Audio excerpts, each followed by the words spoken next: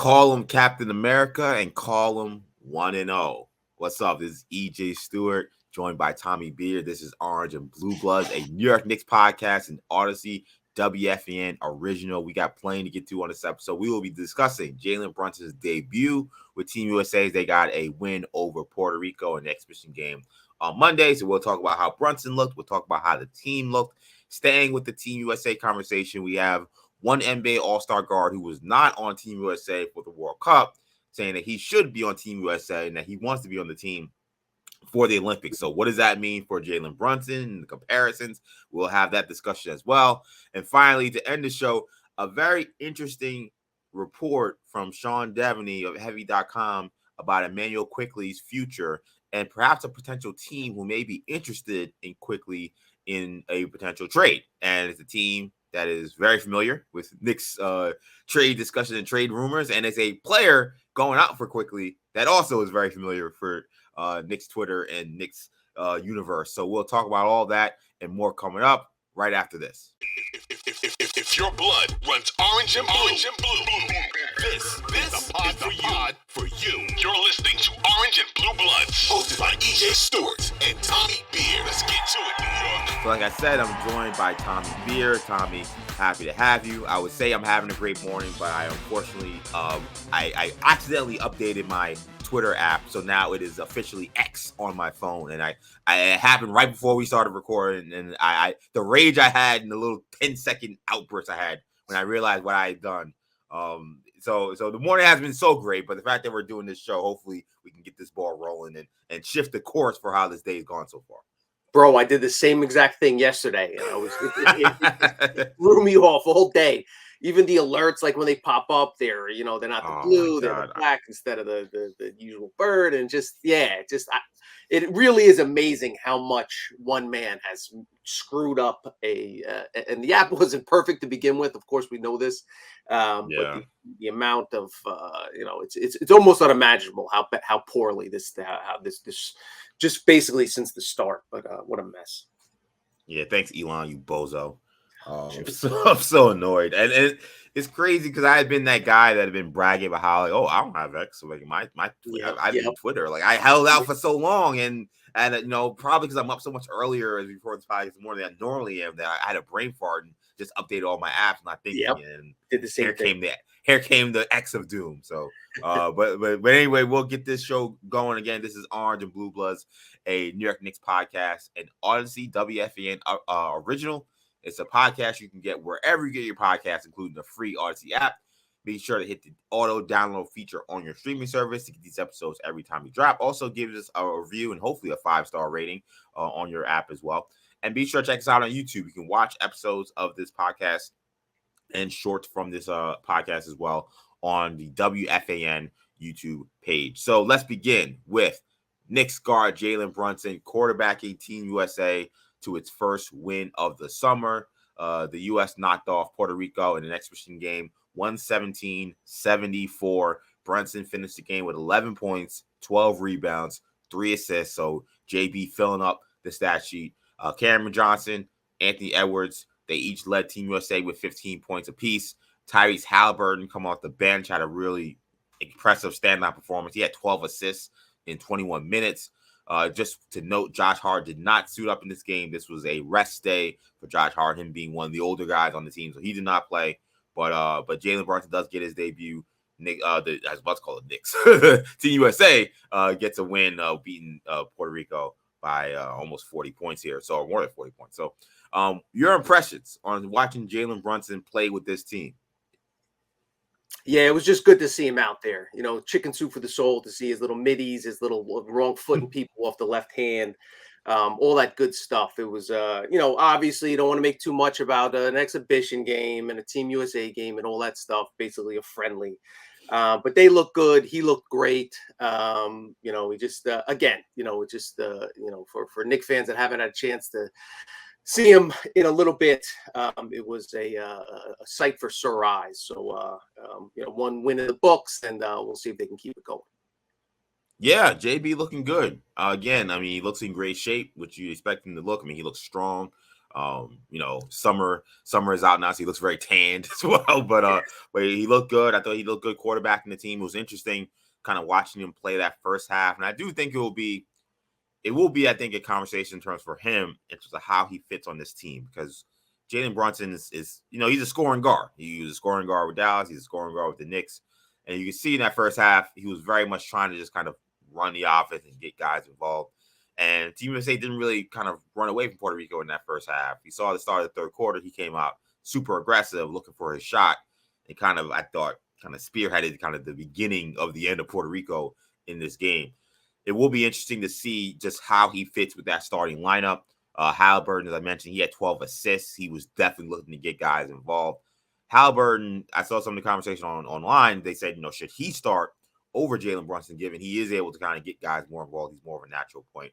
But I don't know. I kind of like the fact that he can come in and be this super change of pace guard. He kind of almost reminds me of Johannes, who kind of plays for the Liberty, who can kind of come in and just such a different brand of basketball, such a different style of point guard. I think that actually is a strength for Team USA for him to come off the bench and bring that off, as opposed to having him start the game trying to feel his way through a game. So I like him come off the bench, and I also like the size that he has, because now it kind of gives Kerr options to go with him and Brunson in the backcourt, or of course he can just take the one on his own. But I like what I saw from Jalen Brunson. It was good to see him, especially in that third quarter, really get it going. And so far, I think the team looks pretty good. I think there was one concern I think I would have for Team USA, and I'm curious what you would think, is something my brother mentioned. Shout out to my brother Kendall Stewart, who of course I do my own podcast with New Generation Podcast Network. He mentioned it, and he's right. Like, this team's lack of shooting is probably a little concerning. I think they only made 7 threes in the last game. They didn't shoot necessarily a great percentage. And if you look at the roster, I mean, outside of Cam Johnson, there aren't exactly snipers out there. I mean, Bridges is a good shooter. Halliburton's a good shooter. But you think maybe they may be missing some spot up shooting. What did you think from that aspect in regards to maybe the lack of shooting, or do you think they have enough? Yeah, it definitely could be an issue. I mean, listen, the international game especially was kind of ahead of the NBA in a lot of respects. It was really reliant on outside shooting. Those Euros guys, we know they stretch fours, and even the stretch fives will step out and knock down threes. So in that respect, they might need JB to make a lot of 3-pointers, to take and make a bunch of 3-point shots. Brunson, I think, was 0 for 4 or 0 for 3 from downtown yesterday. Those shots will come. As Knicks fans know, he shot over 40% from 3 over the second half of last season. Really has improved as a shooter as his career has gone on. I expect him to continue to do that for Team USA. And also with the Halliburton thing, they did share the court together. Kerr said that they would, spend some time on the floor together. So I could see both of those guys as part of a closing five. Certain lineups that they're both playing well, depending on matchups, all that other stuff. Obviously, they're both super talented and can complement each other in many ways. Brunson, interestingly, didn't have a double-digit rebound game for the Knicks all of last season. Grabbed 12 boards in just 22 minutes last night. Just again, as we know, he's going to do whatever it takes to win. Whatever the team needs, he's going to do. Make those guys feel comfortable. So but I agree with you. Shooting is going to be it could definitely be a cause for concern. Is a cause for concern, and if they lose any games at some point, that will likely be a culprit. Them not knocking down enough 3-pointers, because there are going to be teams where they face that are going to take and make a ton of threes, and maybe Team USA can overcome it by pounding guys inside and scoring enough in the paint and in the mid range, etc., to kind of overcome that. And defensively, obviously, holding Puerto Rico to 70 plus points yesterday, they can do that as well. So we'll see how it plays out. Yeah, and it's going to be interesting following this team, in some of these games ahead of the tournament, because you got Saturday, Slovenia, you're playing against the great Luka Doncic, who, when we watch him play, I mean, you think he's good in the NBA. I mean, when he plays for FIBA, it's almost like he reaches another level. So that should be a very fascinating matchup. Then the following day, they play against Spain, who won the World Championship last time. So really interesting matchups for this upcoming weekend. They also have games against Greece. Giannis not playing. They have Germany before they kick off the FIBA World-Cup, which begins August 26th. against New Zealand. So I love FIBA basketball. Like I it's like I always forget how much I enjoy it until it actually comes. But then I'm like, oh wow, like we have such a long layoff from, especially Knicks fans for a majority of the time, such a long layoff from the end of usually the regular season, though we've had some playoff runs recently, till the start of the next season, or postseason to the regular season. Like the fact that you do have this little intermittent time here, and that you're gonna have actually Knicks to follow. You got Brunson, RJ Barrett plays his first game for Canada on Wednesday, I believe. So you got plenty of players to kind of follow as well. So this should make it fun.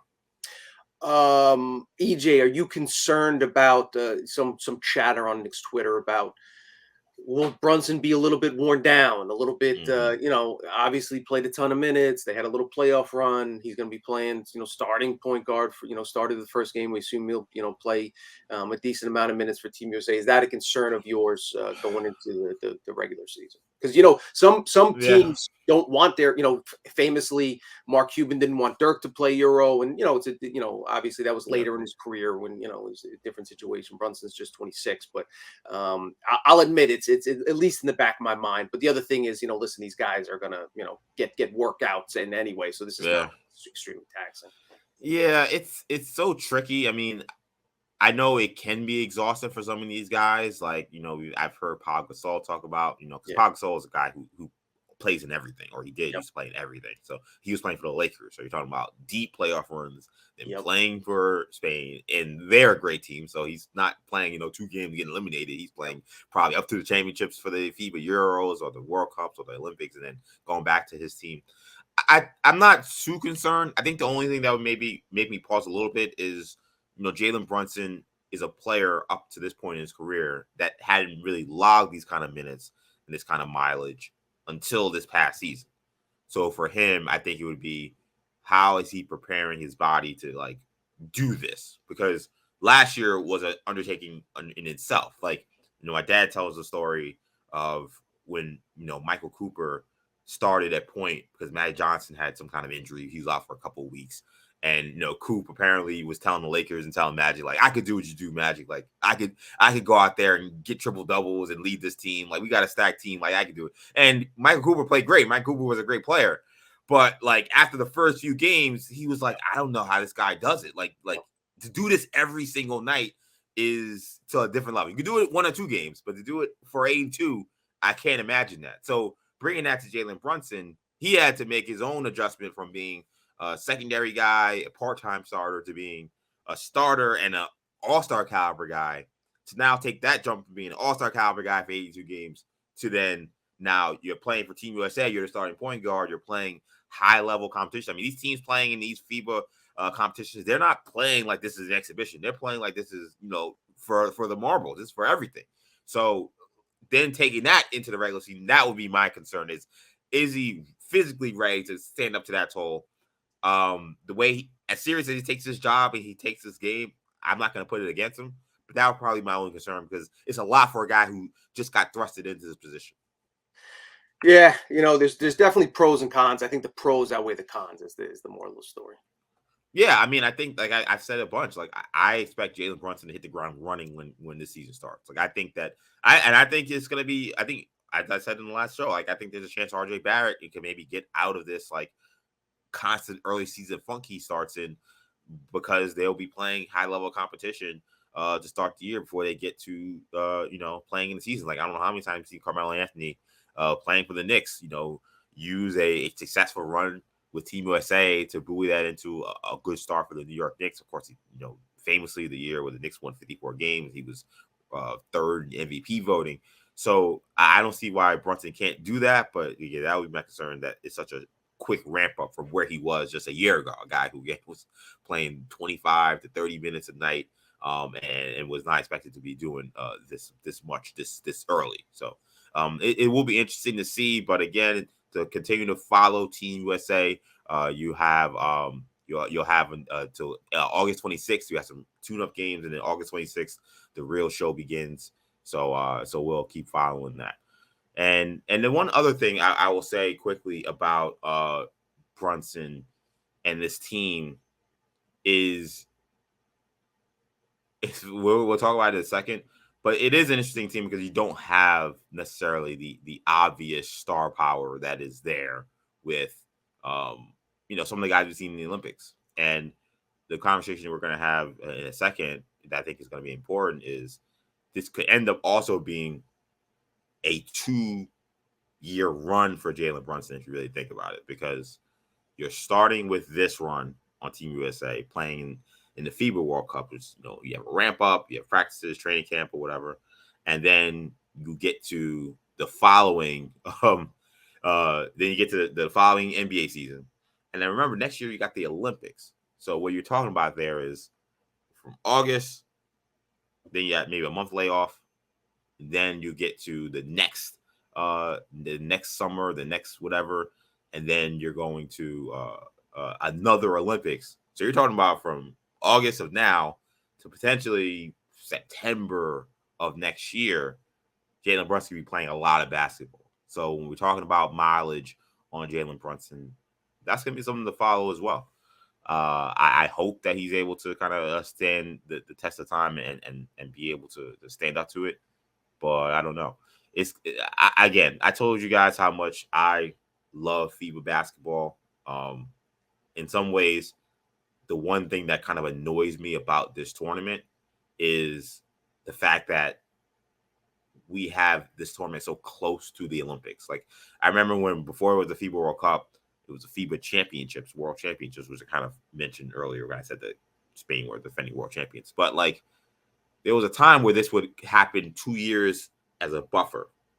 So what I'm talking about with Jalen Brunson, where you have this time where he essentially could be playing basketball 2 years straight, wouldn't have actually happened. There would have been a layoff. There used to be, if the FIBA World Cup was this year, the Olympics would have been 2 years from now, as opposed to next year. So that's an interesting kind of twist to this that I think is going to be interesting to follow as well. Like, I wish they would find a way to move it back to being a 2-year gap between the World Cup and the Olympics, because I think it ends up forcing guys to make tough decisions. I mentioned how Giannis Antetokounmpo is not playing in this tournament. There's still question marks about whether Jamal Murray is going to play in this tournament. It looks like maybe they lean to yes recently, is what stuff I'm seeing from Canada. There was early thoughts that he was definitely not going to play. But a lot of these players are going to have to make decisions about, how much are they willing to put their bodies on the line for a World Cup when you also have an NBA season and then an Olympics that you want to play for. I think a lot of this roster that you're seeing that's put out there are guys that want to be in the fold and want to be in the discussion for when the Olympic team comes out, which is when we ask why isn't there perhaps bigger star power. Jason Tatum's, the Jalen Browns, some of the other stars that have played on Team USA in the past that have won gold. I think those guys are deciding, hey, like, as much as we love Team USA, it's a tall order and a big task to say, hey, we're going to take you from, again, this August to September of 2024, playing basketball pretty much nonstop. That's something that I think FIBA has to fix. Now, it might not be much of their concern because they don't care about an NBA schedule per se or how that mixes with how this all works. But that just seems like a fix that would be easy. That would be easy for everybody, because you don't have these guys taking these risks. And I think what will happen is you'll have more guys invested in playing in the World Cup like we've had in the past. Like, we've had LeBron playing in the World Championships. We've had Carmelo and Dwayne Wade and Kevin Durant. Like, these guys used to play in the World Championships / the World Cup in previous years. But in recent years, since they made that switch, now you have these players have to make very tough decisions and say, hey, I'm going to risk not playing for my national team this year, hopes that, the following year for the Olympics, I'll still be considered. Now, I think that there are plenty of players who will make a decision to do it, and they may get burned. There are some guys like Jason Tatum that I think won't have any issues when it comes to wanting to play next season. I think that he'll have a spot on the roster. But Tommy, any thoughts on maybe that aspect that also maybe concerns me is the World Cup and how it's been stationed. It's set up essentially a year before the Olympics, which means Jalen Brunson, a player who, will obviously want to play for that team. We'll talk a lot about that in a second in the next segment. But like, you have a player in Brunson who is going to play in the World Cup. He's going to play a lot of minutes. Steve Kerr has mentioned he's essentially the leader of this team. He's going to have to play a regular season, and then they're going to have to play potentially again in the Olympics. Like I was saying, I feel like it would be better if FIBA could find a way to push it back a year the way they used to, where it would be basically 2 years in between World Cup and Olympics. Because then you'd have more NBA players and more top guys playing in this. Like, it's great that Luka's playing. It's great that some of the other guys are playing. But as I mentioned, Giannis not playing. Jamal Murray questionable. There are a lot of other NBA players on certain countries that are questionable because they don't want to have to do this back-to-back years of playing international ball. Yeah, I mean, ideally that would be the ideal scenario, but there's just so much kind of political red tape, and they got to figure out schedules and all that other stuff. So I'm sure they looked into it. I'm sure the NBA teams would prefer that. There may be a reason why that there's a preference on one hand, FIBA. We'd have to look at all those details, but I certainly agree with you, and I think NBA GMs and players and coaches would agree with you as well, as that would be the preference. We'll see if they talk about it amended in the future going forward, but that would certainly be the ideal scenario. Yeah, I think so as well. Now, staying with Team USA, while Jalen Brunson was shining in his debut with Team USA, you had one NBA guard suggesting that he may have been snubbed. So, speaking on Gil's Arena, Trae Young, Hawks guard, he was asked about playing for Team USA for the Olympics next year, talked about his experience playing with them in the past and hoping that he'll be on that team. I mean, obviously, I definitely want to. I've talked about playing on USA a couple of times, so I definitely want to. It's up to them if they want me to. I mean, I would love to play with guys and show off my passing even more, and not have to go out and score a lot, and just be there if they need me to. So, I mean, I'd be happy to. Obviously, I'd love to play, but I respect the OGs and understand you got to take your turn, but I believe I should be on. So if you got Jalen, you got Trae Young saying that he should be on the team, that would mean that some of the guards on this team would not be here. Jalen Brunson, Tyrese Halliburton, and as ESPN Tim Bontemps, who covers the league as well, of course, for ESPN, said on their podcast, The Hoop Collective, when you talk about the Olympics, Steph Curry enters the fray. There are other guards who enter the fray, Devin Booker, like I mentioned before. There are guys who are not playing right now that will definitely be in the mix potentially for the Olympics. So tight, spots could be tight for guards on Team USA, and Trae Young saying he should be on the team definitely puts Jalen Brunson kind of in that line of fire. So I'll ask you, Tommy, would you take Trae Young over Brunson or Halliburton for a Team USA Olympic team, or even the team that we have currently playing the World Cup? Yeah, I mean, we talked about it last time. Brunson had a better season than Trae Young. Listen, there's a case to be made that Trae Young belongs on the team. I mean, a guy that's capable of leading the NBA in points and assists. Listen, there's no two ways about it. Extremely talented. And we talked about three-point shooting, even though Young hasn't been as efficient from behind the arc. Again, there's a case to be made. But just like when we talk about all-star spots, if you're going to take one guy, put one guy on, you have to say who you're going to take off. And I think Team USA made the right call in Brunson and Halliburton going forward. Trae Young still remarkably young, has a long career ahead of him. Maybe show he can defend a little bit better, add a little versatility to his game, we'll see if that increases the chances of him getting named to getting a spot sometime in the future. But I think at this moment, for right now, USA did the right spot. It did a good job in how they round out the roster, especially in the backcourt. It'd be tough to make a strong argument that Young deserves a spot over either Brunson or Halliburton, and then you can only have so many guards. So, I understand where he's coming from, but I'll side with Team USA on this one. Yeah, and it was interesting because for me, again, and to talk about Young's resume, I mean, he was on the select team in 2019. He had to leave early because of an eye injury. I believe it was Brunson as well who said that he really wasn't all that impressive during that run. Windhorst at the time said that he was playing very well, so maybe there's conjecture about how impressive or not impressive Trae Young was the last time he was with USA.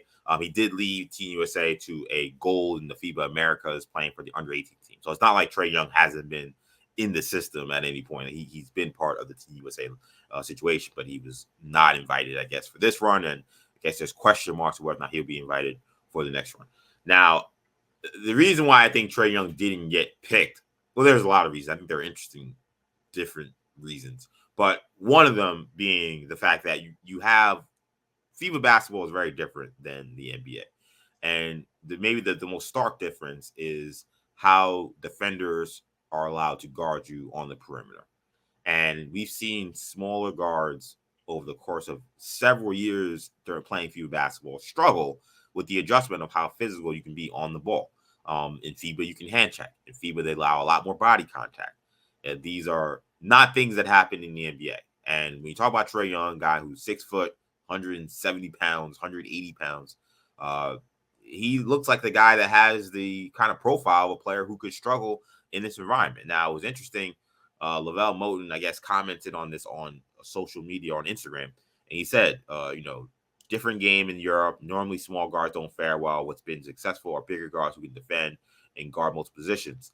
Brunson, Tyrese, Cade Cunningham, who also was playing for the select team and was apparently invited to play for Team USA. But that's another thing regarding Trae Young is that Cade Cunningham played really well in the scrimmages and was reportedly invited to join the team. Yeah, he was invited. He decided not to because he's trying to get ready for the NBA this season, having not played this year. But he said all those guys have experience, which is super important. I assisted with the 2015 team, and Brunson's the reason we won gold. They allow European teams to beat you up physically. Trae Young, who again never afraid to throw himself in the fray and cause not want to say cause issues, but defend himself. Then commented on this post and said, "You said quote unquote small guards don't fare well." Then went to bring up JB was the reason y'all won. Then has a kind of thinking emoji, facepalm emoji, and then laughing emoji. So, to me, Trae Young, I think, definitely feels a way about Jalen Brunson being on his team and him not being on his team, especially when we have the discussion about small guards versus big guards playing in the FIBA games. But I think the difference is Jalen Brunson is a tank. Okay, Jalen Brunson is strong. He's not a guy that's easily bullied around. We've seen in the playoffs teams try to put the likes of Karis LeVert, Jimmy Butler guarding him. And we've seen him tear those guys apart in the NBA. Now, I know it's a different game, but those are bigger, more physical players. Teams have tried to put length and size on Jalen Brunson, and it hasn't worked out well. We've seen him put up 40 on his buddy Mikal Bridges, one of the best defensive players in the NBA. Trae Young, it has struggled when teams have put that kind of size on him, when they've been able to beat him up. We've seen what Miami was able to do to him 2 years ago. We see what Boston was able to do to him this past postseason for most of the time. No, he played better later on in that series. You take that to FIBA World Cup, that's the difference. It's not necessarily just small guards. It's your style of play. And we know Trae Young also is a foul merchant. He's looking to draw fouls and get calls, which is a part of his game. It's not a critical part that I'm trying to make. But when it comes to the FIBA game, that's not going to work. So I think that's an element that makes a difference as to why Brunson made more sense and why I think he would be a better fit on this team. And then Halliburton is 6'7". So, I mean, he's a much bigger guard. He can probably handle that toll a little better. He can also, guard multiple positions. So, I have no problem with them not putting him on this team. And I think he's going to have a tall task trying to make the Olympic team. And again, when a guy like Steph Curry maybe decides I want to play as well. Yeah, and I think the important point is the Cade Cunningham thing. Exactly. If there was one other guy that they were going to add, it sounds like Cunningham was a guy, and he certainly played well enough in those scrimmages. From all reports, was dominant even. Just the background there was he's coming off an injury, didn't want to commit to 3 months, full month of practices and scrimmages, etc. So. He's another guy to keep an eye on, for next season in terms of guy that could really make a leap. He's one of those guys. Yeah, you could be seeing a breakout year from Cade Cunningham by all accounts. I mean, he was a guy that was highly regarded coming out of high school at Mount Bird, and then highly regarded coming out of OK State. And he's been playing in Detroit, so first year didn't go well. They lost a lot of games. He had a good season, but not the team. And then last year, he couldn't get out of the starting blocks. He had the shin injury that sat him down for the entire year. But he's a very intriguing, very talented young player. And the other thing about the Trae Young thing that I think is important too is we've seen Steve Kerr and Grant Hill, which I think is very important. I'll tell you in a second. Speak because Grant Hill is, of course, the president or executive running Team USA right now. Speak about Jalen Brunson as a leader. Speak about Jalen Brunson, his character. Speak about Jalen Brunson, how he impacts his teammates and how impressive it is and how impressive it's been pretty much since he got there. Trae Young works with Grant Hill. Grant Hill is a part owner for the Atlanta Hawks. A lot of people forget that because he's doing Team USA, he does TV, but he's invested in the Hawk situation. He knows the Hawk situation. He knows Trae Young.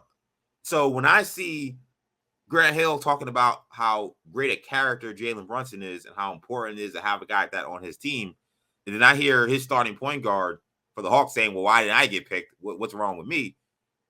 I don't know. I'm putting two and two together and saying, hey, maybe they don't think you're the kind of character or the right kind of person to put on this team. We've seen you have trouble with coaches in the past, teammates in the past. And as we mentioned, if you're going into next year where you do have bigger stars that are going to be playing, maybe Trae Young is not the kind of guy that can come off the bench. Maybe he's not the kind of guy that could take playing, 10 minutes a night. That may be Jalen Brunson's reality next year because, again, Steph Curry's playing. I mean, Jalen Brunson's not starting over Steph Curry. So, that may be his reality. And that's the kind of thing you got to ask as well. Because there's, this was, of course, on Gil's Arena, by the way, that he had this conversation. Because Gil Arenas, he kind of blasted Team USA and the team that they have together. I want you guys to hear what Gil Arenas said, and then I'll tell you what I want to say on the back end of it. This is Gil Arenas talking about the Team USA team they put together for the World Cup. You see that list, man, they got, man, oh, sorry ass group. I'm sorry. Listen, I'm happy for the people who make it, right? It's cool. It's cool for some of the guys who got there that I don't know, right? Some of them probably don't even start on their team. I don't know. I don't want to look at it because it's embarrassing sometimes where you have star players who's really stars that do want to participate, and you just automatically just say, yeah, he's not going to fit our style. So I think for context, Gil Arenas has a complicated history with Team USA himself. He's not a great fan of Coach K.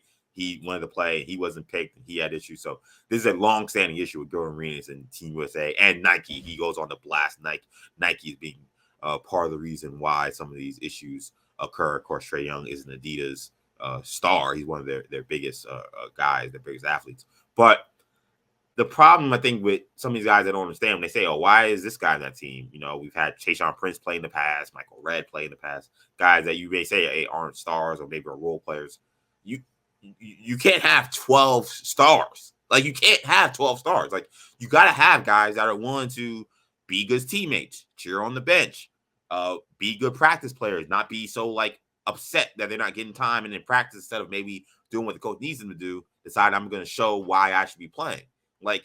And that's some of the things I've heard from people talking about this team saying, why isn't there more talent or, what's going on? I think that they're kind of missing the boat. You can't have, again, 12 superstars on a team. Even the 2012 team or even the Redeem team, those teams had, again, a Tayshaun Prince, the Dream team, Christian Laettner, famously a rookie. To say that you're going to just put, they tried this. They've tried to put, just 12 stars out there, basically no practice. They go out there and win, and they've lost. So there's actually a proof in the pudding, so to speak, of how to put a team together that I think maybe Trae and maybe Gil Arenas aren't understanding. Trae Young is a talented player, a star player, an all-star caliber player without question. Nobody denies that. As you mentioned, he has a case to be on the team. He's a star player. But if you're trying to put together a actual team that can function on all levels of what it means to be a team, there are reasons why you don't just put the biggest names on and say, go out there and play.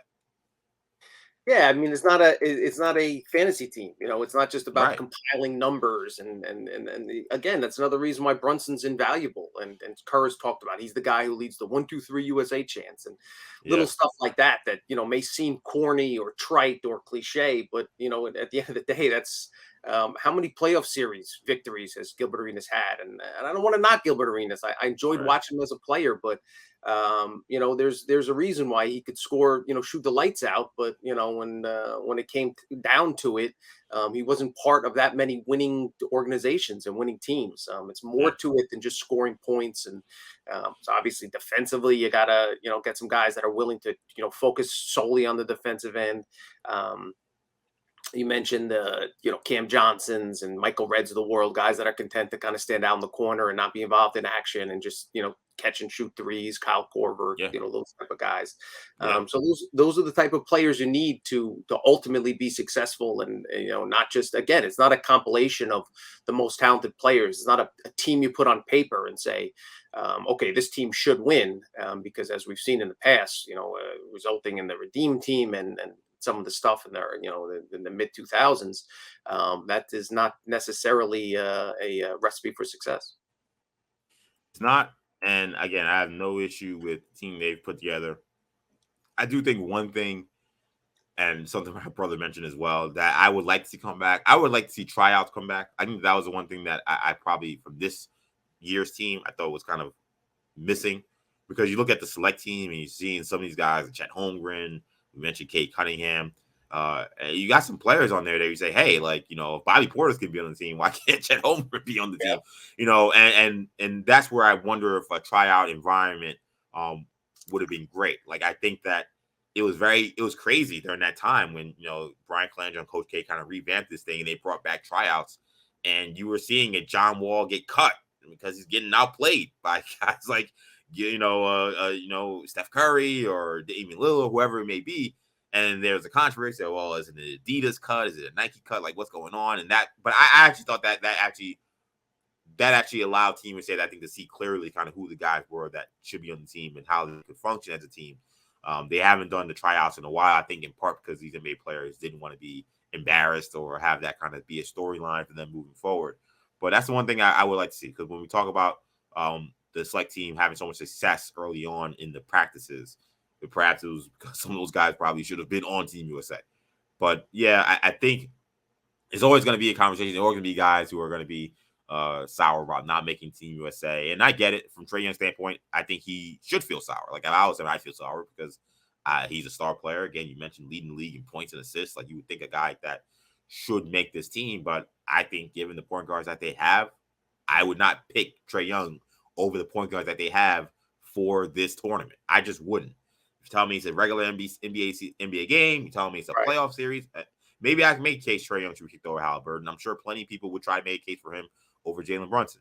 I'm not picking him for Team USA, given his brand of basketball and how he plays and the maybe problems he has with people in the locker room and coaches. But let's finish the show talking about a very interesting nugget I saw on heavy.com. We're waiting to see if the Knicks will be able to reach a contract extension with six-man Emmanuel quickly. But according to one exec, there could be a team out there that could show interest in the combo guard in a trade. So according to Sean Devaney of heavy.com, one of the league executives told him that he believes the Toronto Raptors could be a logical fit for IQ after the departure of their guard, Fred VanVleet. He also says the Knicks could be a good fit for Raptors impending free agent OG Anunoby. So the exec says, quote, they've been pretty quiet in Toronto, and there is still a feeling that they're going to make another move here after what happened with Fred. Maybe they will stick with what they have. The roster is missing a lot.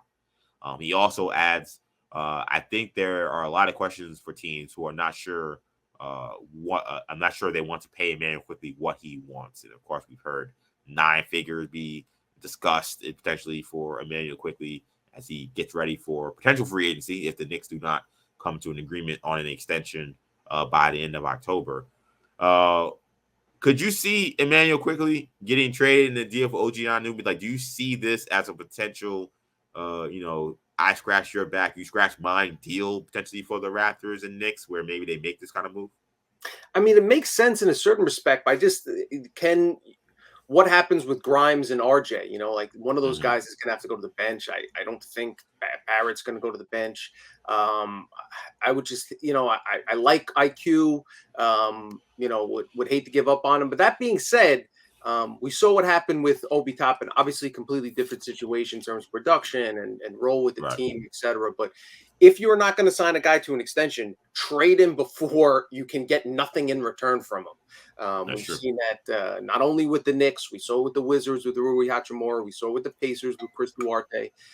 If you wait too long, you get very little in return. So if the Knicks aren't convinced, they know what they know what IQ wants. If they feel they're not willing to pay that amount, then they really have to explore other opportunities.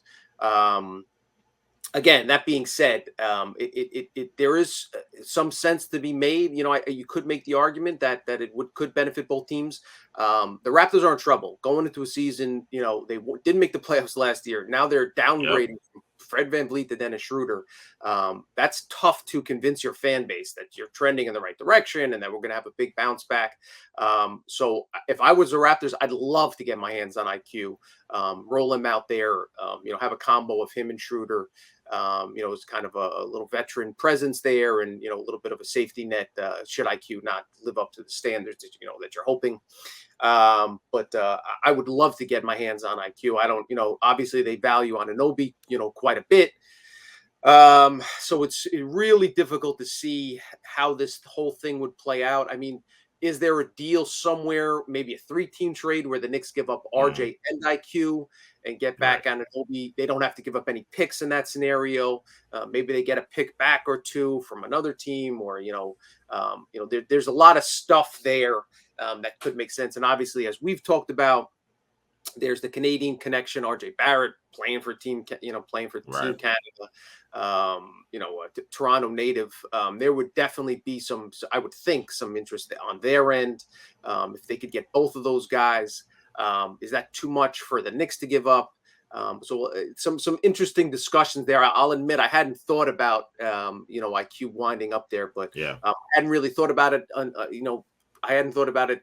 I had only thought about it prior to the Raptors losing Fred VanVleet. So it does add an interesting little wrinkle there. Yeah, I thought the Fred VanVleet kind of domino in this executive that talked to Sean, kind of linking that to maybe there's a home for IQ there, I thought was very interesting. It's not something I consider because, as you mentioned, the Raptors are in trouble. I mean, they really don't have a point guard really on the roster besides Schroeder and Malachi Flynn. Those are the only two guys. I mean, I guess Scotty Barnes he can play point guard, point forward, or whatever, but they only have 2 point guards on the roster. One guy is kind of a journeyman. I've always kind of liked Malachi Flynn. I guess he's not done enough to start consistently. Maybe they see him as only a backup. He's never really been given that opportunity. Of course, he's been playing behind Fred VanVleet, who's a good guard. But you would think that they definitely could use some depth, and they probably need a real starter. Like, I don't think Schroeder is a real starter, at least not on the team of the Raptors' talent. And it seems like they don't think Flynn is a starter. So from their end, I would agree with this executive. I could see IQ being a fit there. Yeah. The question for the Knicks would be, again, if you're talking about IQ being the centerpiece of a trade that would bring Anunoby here, I would have major questions about where do the Knicks go from there with Anunoby that still has RJ Barrett on the team, still has Grimes, still has Josh Hart. That, I think, would be the biggest thing, because are you going to slide OG into the starting lineup? And if you do, that means, again, one of Grimes or Barrett has to go to the bench. I would assume that would be Grimes, but I don't know. I don't know if that'd be the best fit, honestly, because I think that's a kind of a slow, blocky kind of lineup out there. If you're running RJ with Anunoby, with the best fit is probably RJ commanding that second unit and coming up with 6-man. I don't think he'd accept it. There's just I think he would revolt if he was given that kind of role. The other thing is you could play OG at the 4 a lot. Obviously they don't have a true backup 4, so it's not like those guys. It's not like RJ could still see the same amount of minutes he was coming off the bench, but it just, again, there's the optics of it and the pride and the ego and all that stuff involved. That makes it a difficult situation. Now, you know me, I have not been one of the big guys super high on OG Anunoby as a Knick. But what I will say is I almost feel like watching Aaron Gordon in the finals maybe kind of like understand why OG Anunoby is the kind of player that could help a team like that, because Aaron Gordon was just completely instrumental to the Denver Nuggets winning a championship. His defense on Kevin Durant in the semifinal series, his defense on LeBron and AD in the conference finals, and then, of course, his defense on Jimmy Butler in the NBA finals. To go along with all the other things he does, he's a very good passer. He's a great cutter. Obviously, he's an elite finisher. He's a a wrecking ball around the basket. There were some games against the Lakers and the Heat where he just seemed like bulldozed his way to a quick 10 points in the first quarter. That's the kind of stuff that OG Anunoby is capable of. So that kind of player, I can see why Knicks say this is a guy that could impact winning. They'd have to figure out, though, how the fit matches with everybody else. And that's, I think, the question mark, because I mean, we keep talking about every other player, but to me, the elephant in the room is still Julius Randle. Like, to me, like, he's still, because we have to live in a world where there's no way where he ever gets moved, like, it inconveniences everybody else. And look, maybe it should, because he's averaging 20 and 5 and he's an all-NBA player, but when you don't get the level of production you're supposed to in the playoffs, it makes you feel like, what is this all for? Like, why am I potentially getting rid of IQ and RJ for a player that I know could help me win? But in theory, he really should probably just take Julius Randle's spot at the 4, and we find a way to kind of maneuver the roster around that. But we don't live in that world, because this is a world where Randle has to be on the team. And it's important to note that the reason for trading IQ is you're worried about paying him. OG's doing big contract that you assume you trade for him an extension, or re-sign him when he becomes a free agent with his bird rights. You're going to commit major money, 25, 30 million a year in that neighborhood for OG. That's what he's going to be looking for, and that's what other teams are going to be willing to pay him. An elite 3-and-D wing. I'm higher on OG than you are. I think he'd be a great fit in New York, but it's clunky if RJ is not part of the deal. And again, it's a lot of it's dependent. We heard about the Paul George, the Knicks putting their toe in the water and then kind of just reaching out, seeing what they would ask for. And then the Clippers asked for a lot in return. They said, okay, we'll see about it. And then they heard Paul George, not only, we're going to have to give up this and then give you, $100 million, extension. And they were just like, no, thank you. We'll pass. So that could be another situation with OG too. Back channels, learn that they're just not comfortable with that second contract.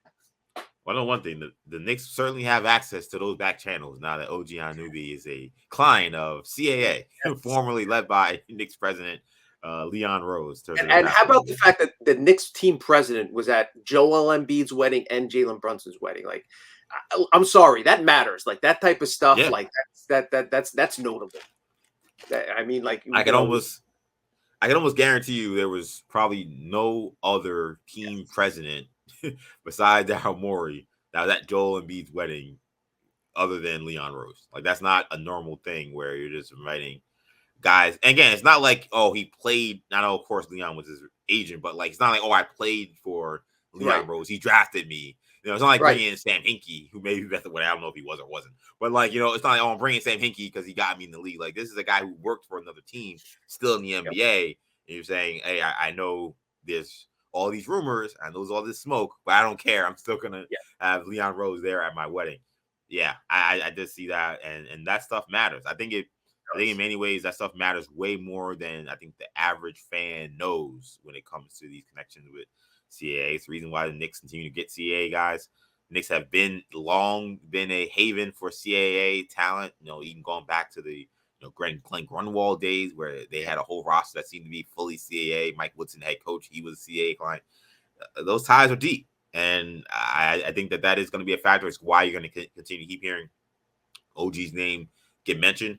And I think also, to kind of put a bow on it, that also is going to be interesting because you talk about the contract extension, you're trading for OG Anunoby. I think there's also got to be some reckoning where not only is he saying, hey, make sure this contract extension is signed and ready to go. also you got to carve out the minutes that I want in the role I want. He's not gonna just go to a team, say, all right, oh, you guys want me to play 20 minutes off the bench, play the Obi Toppin role? All right, sure. I don't care. Like, no, he's gonna be like, I'm not doing that. Like, if I'm gonna come here and I'm gonna sign, I want this kind of money, I want this kind of role. Like any guy that's coming, it's not a free agent deal, but it's almost like a free agent deal. They're coming in with some kind of expectation. So if that happens, I can't imagine again. It's going to inconvenience him. Like I mentioned, Randall inconvenienced everybody else. I don't think OG will be inconvenienced. He will get whatever he wants. It's some of these other guys on the team that will either be traded or sent to the bench, and that of course always comes with a mix of chemistry issues. I'll be honest. I don't know how much I love. I mean, again, I've not been the biggest fan of trading for OG. Be given the prices I've heard. The IQ swap kind of makes it weird for me. Like you'd almost be able to convince me more that you trade RJ or Grimes one of these guys for him than IQ, because IQ is so versatile. Yeah. He's a guy that can step in if Jalen Brunson is ever hurt for any considerable amount of time. I mean, this guy averaged 21 points the last 25 games of the season. Like he's a guy who's starter caliber. So if you lose that, you bump Deuce up to starting point guard. I mean, it's your backup point guard. Use a lot if you have any point in time where you got to play Deuce McBride extended amount of minutes, whether it be a game with Brunson that's foul trouble, or again a game where he's hurt, or you got to rest and you got to start Deuce. Like that's a big drop off from IQ to Deuce McBride. Yeah, I wonder if Malachi Flynn would come back to New York in that trade, Yeah, that would make sense too. The Knicks would almost need to acquire free agency, so he was floating around out there. You would need a backup point guard, you would think. You wouldn't want to go into a season with no true backup backup four and a backup and Deuce McBride. And I love Deuce, but he's to enter a season with championship aspirations with Deuce McBride as your backup point guard is tenuous. Absolutely. But I think that's going to do it for this edition of Orange and Blue Blood. So thank you guys again so much for checking us out. Of course, this is a podcast you can get wherever you get your podcasts, including the free Audacy app. Be sure to hit the auto download feature on your streaming service to get these episodes every time we drop. Also, be sure to check us out on YouTube. You can catch us on the WFAN channel, where you can catch the full episodes of this podcast and the shorts from this podcast as well, posted on the WFAN YouTube channel. Tommy, let the people know where they can find you. At Tommy Beer on Twitter. You can find me, EJ_Stewart on Twitter, Action EJ on Instagram, Threads, and TikTok. Thank you guys again so much for checking us out. For Tommy, I'm EJ. Take it easy, guys. Peace. Thanks for watching. If you enjoyed this video, please don't forget to give it a thumbs up and subscribe to our channel for more content like this. If you want to see more of our videos, be sure to check out our playlist and let us know what you think in the comments below. Also, don't forget to follow us on social media to stay up to date on our latest podcast ventures. Links will be in the descriptions. And as always, thanks for watching, and we will see you in our next video.